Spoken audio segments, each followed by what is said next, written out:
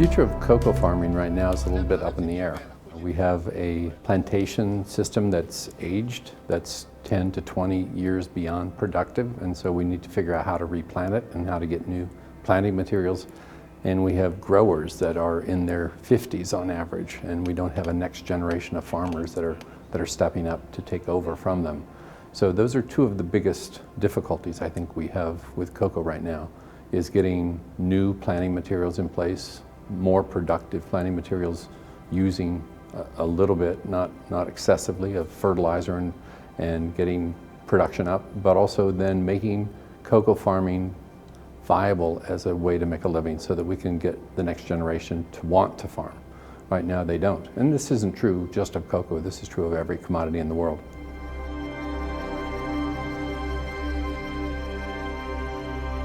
I think the biggest way to make cocoa more sustainable is probably going to be the development of better planting materials, better genetics, and then getting the industry to work together.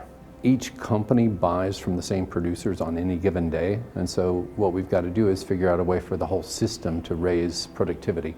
I think that can happen, but it would be really speeded up if we could look at how to get the demand from the retailers and brands that want to buy cocoa that's more sustainably produced, how we could translate that into more investments in sustainable production.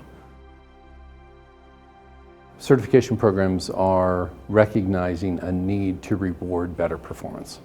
The problem with certification programs, and I don't want to single anyone out because I think they're all guilty in a way, none of them measure anything. And so if we really want to improve performance in the cocoa sector, we need to measure productivity. We need to measure efficiency of input use, whether it's fertilizer or pesticides or water or labor. These are key things, but is it income? I mean, we also need to look at those kinds of measures. And I would say, fundamentally, if the children of cocoa producers are stunted or malnourished, that's not a sustainable system. And so we've got to be looking at what is the impact of production on families and communities. We need to look a little bit more broadly than we have. And to date, none of the certification programs do this. Hundreds of millions of dollars are being spent each year on certified cocoa. And I'm not sure we're getting what we're paying for. So how do we take a time out, reboot the system, invest in primary production, and then have certification programs that actually verify it? Maybe that's the way forward here.